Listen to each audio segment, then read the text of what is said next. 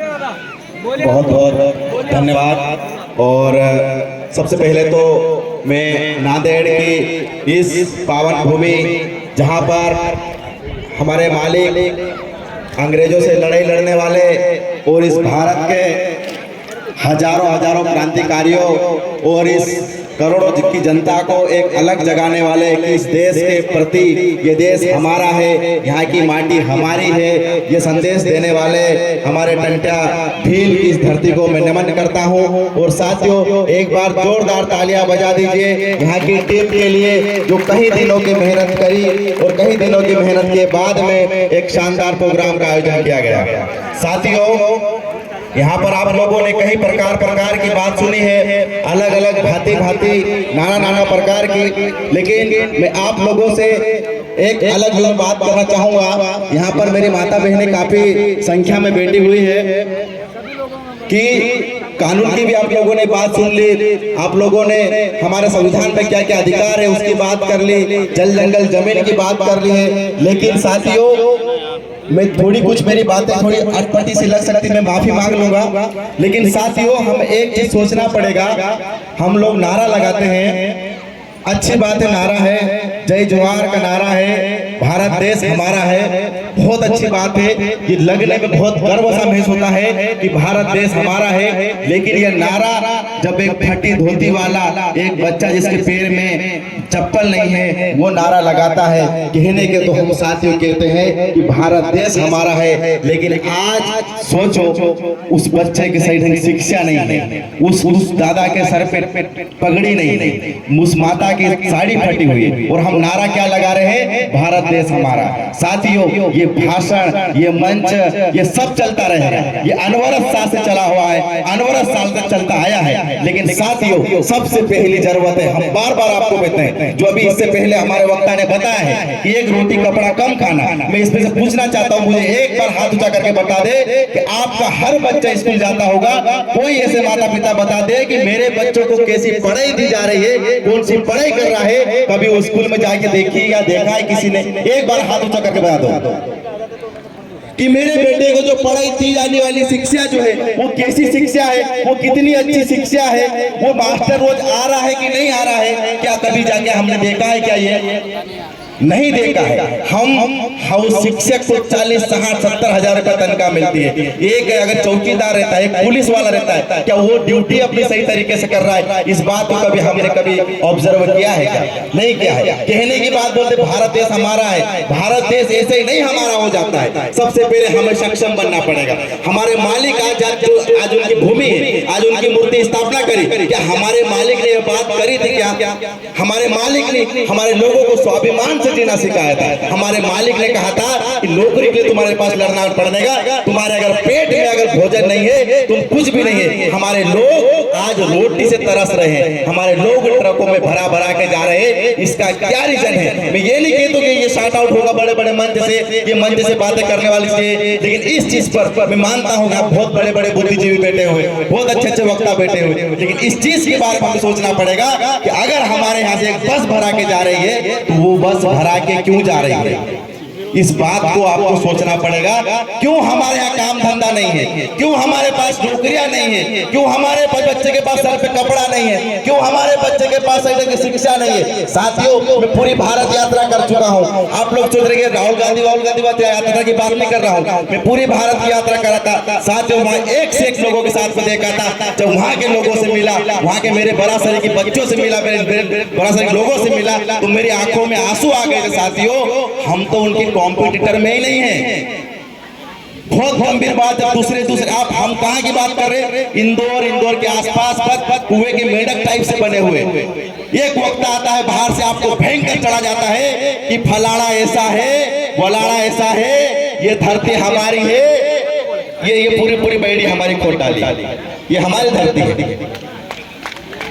बहुत आवेश में आ जाते हम लोग, सोचते अरे वाह वाह वाह क्या भयंकर बात बोली, हमारे खिलाफ एफआईआर दर्ज नहीं होगी, क्या भयंकर बात बोली, फलाना आदमी ऐसा कर रहा है। हमारे अपने लोगों में कई वक्ताओं को आज इस आपके मंच के माध्यम से मेरे को मालूम बहुत से लोग मेरी बात बुरी लगेगी, मैं माफी चाहता हूँ, लेकिन हमें इस चीज में समीक्षा करना पड़ेगा।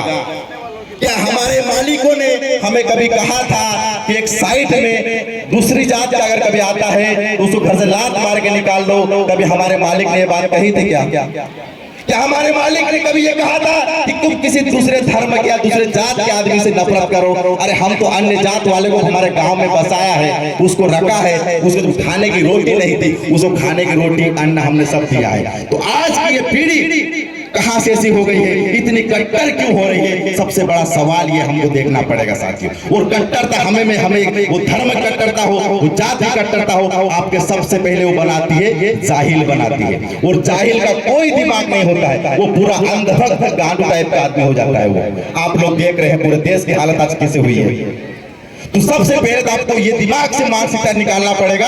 यहाँ हमारे सभी की भावनाओं को समझना पड़ेगा, सभी की रक्षा करना पड़ेगा। हमें देखना पड़ेगा कि हमारे मालिकों की विचारधारा क्या थी, उन्होंने किस प्रकार अंग्रेजों से लड़ाई लड़के हम लोगों को नौकरियों में सबसे पहले उन्होंने अधिकार दिलाया था। क्या उन्होंने ये कहा था तुम यहाँ से ऐसे ये कर लो, वो कर लो, हम तुमको ऐसा करेंगे वैसा करेंगे? नहीं कहा था साथियों। तो हमारी कहीं न कहीं फेसबुक या टीम और इन लोगों ने कहीं ऐसे दिमाग में एक बात डाल ली है, इन लोगों से नफरत करना है, ये लोग हमारी अच्छी बात नहीं कर सकते, वो लोग हमें अच्छी बात नहीं करते। आज संविधान में हम जाते हैं, बहुत से लोगों को हम सुनते हैं थाने पे साथियों, हम संविधान की एक तरफ बात भी करते हैं, संविधान पे हक लेने की बात भी करते हैं, और दूसरी तरफ हम कहते हैं हम ये संविधान को मानते ही नहीं है। तो हमारा जो आम जो लोग हैं, जो आप जो यहाँ बैठे हुए हैं, आपके यहाँ बैठे हुए बहुत से लोग नहीं भी आए, वो लोग कंफ्यूज है कि हम माने किस चीज को। और ये आखिर बात कहाँ से रही है? कौन बोल रहा है कि संविधान ऐसा है वैसा है? ये कौन कहाँ से बात आ रही? कौन से सुना होगा आप लोगों ने? एक तरफ हम वही बात बोलते हम संविधान में ये लेंगे, हम संविधान में आ जाएंगे। हमें इस चीज की समीक्षा करने की जरूरत है साथियों। हमारे अगले वक्ताओं ने बहुत सी बातें बताई आपको। जो अलीराजपुर से आए भाई लोग हैं, ये हमें हमारे अपनी ही टीम को, हमारे अपने गांव में हमें आसपास की चीज को देखना पड़ेगा। हमारी यहाँ गोठुल परंपरा थी। गोठुल परंपरा के बारे में किसी ने सुना है? गोठुल परंपरा, हाथ ऊपर। गोठुल परंपरा जानते कोई? ये गोठुल परंपरा थी। आप लोग भले ही नहीं जानते, लेकिन आज भी गारंटी के साथ बोल देता हूँ, आपके यहाँ आज भी उस परंपरा निभाते हैं। किसी के घर अगर बनाना हो, किसी का घर अगर आंधी में उड़ जाता है, तो उस गांव के आसपास से जितने सभी लोग इकट्ठा हो जाते हैं, उसको घर बनाने में हेल्प करते हैं, मदद करते हैं।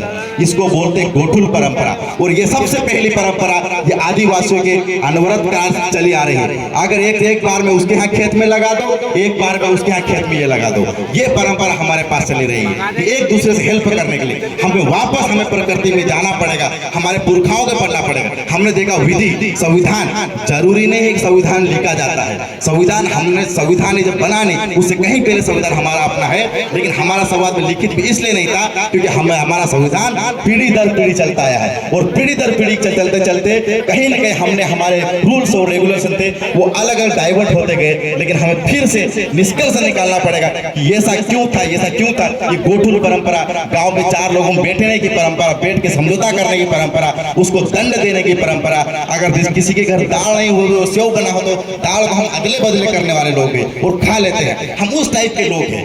तो हमें वापस उस चीज को सोचना पड़ेगा साथियों। आपको कोई भी आके भड़का जाता है, कोई भी आज जो ये कार्रवाइयां हो रही, कई लोग हमारे जिला बदर हो रहे साथियों, ये चीज सुनने को नहीं मिलती थी, ये चीज देखने को नहीं मिलती थी। हम सोचते थे जिला बदर किसके ऊपर होते, भयंकर गुंडा प्रवृत्ति का आदमी होगा उसके ऊपर जिला बदर होती है। लेकिन आज प्रशासन कहीं कहीं क्यों टारगेट किया जा रहा है, इस और भी सोचना, क्योंकि प्रशासन चाहती है कि सुमेर सिंह बड़ोले को गुंडा बना दिया जाए, सुमेर सिंह बड़ोले को जिला बदर किया जाए, फलाने आदमी कर दे, ये से बोलने लोग जिला बदर, वो तो चाहते हैं ये। लेकिन आपको सबसे पहले देखना पड़ेगा कि हमारे से गलती कहाँ हुई, हमारे चूक कहाँ से हुई। मैं ज्यादा बात नहीं करता हूँ, बस इतनी बात करता हूँ। मेरी बात आप लोग अगर बुरी लगी हो, मैं माफी चाहता हूँ। लेकिन सबसे पहले कहते हैं कि शुरुआत करना हो तो हमारे अपने इससे करना पड़ेगा, हमें अपने उसे जानना पड़ेगा कि कहाँ हमसे गलती हो रही, कहाँ हमसे चूक हो रही है। इस चीज को हमें देखना पड़ेगा। बातें बहुत सारी आप लोगों ने, बहुत लोगों ने सुनी हुई बातें भी सुनी होगी। इसी के साथ मैं अपनी बात को यहीं पर विराम दूंगा। बहुत बहुत धन्यवाद। और एक बार इस कार्यक्रम को आयोजन करने वाले टीम के लिए बहुत जोरदार तालियां बजा दीजिए साथियों, क्योंकि ऐसे आयोजन करने में बहुत टाइम लगता है, बहुत समय लगता है। इसके लिए बहुत बहुत धन्यवाद।